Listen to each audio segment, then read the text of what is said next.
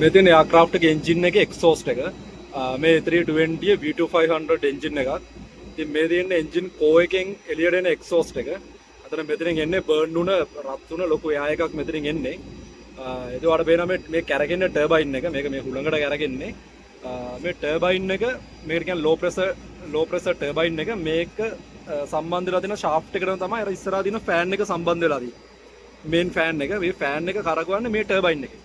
මෙතන turbine stage 5ක් තියෙනවා. ලෝ ප්‍රෙෂර් ටර්බයින්ස් 5ක් තියෙනවා. ඉතින් ඒ ටර්බයින් පහෙන් තමයි ඉස්සරහා තියෙන ලෝ ප්‍රෙෂර් කම්ප්‍රෙසර් and අර ඉස්සරහා තියෙන මේන් ෆෑන් එක කරකවන්නේ. ඉතින් මේ ඒරියා එකට කියන්නේ බයිපාස් ඒරියා කියලා. ෆෑන් එකෙන් ඩිස්චාර්ජ් කරන එයා එක එන්නේ මෙන්න මේ ඒරියා එකෙන්. එන්ජින් එකේ බර්න් වෙලා එන්ජින් එක ඇතුලේ කෝ එකෙන් එළියට එන එක්සෝස්ට් එක තමයි මේ ඒරියා එකෙන්. අතන මෙතනින් එන හුලං එන වේගය වැඩි මෙතනට වඩා. හැබැයි මෙතන එන වොලියුම් එක වැඩි. මෙතන එයා වොලියුම් එකක් ලොකු. එයා වොලියුම් එකක් මේ ෆෑන් එකෙන් එළියට තල්ලු කරනවා.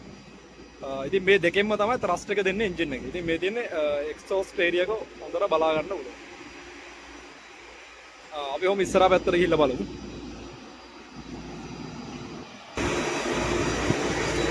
මේ තියෙන එන්ජින් එකේ ඉස්සරහා පැත්ත මේ තියෙන මේන් ෆෑන් එක.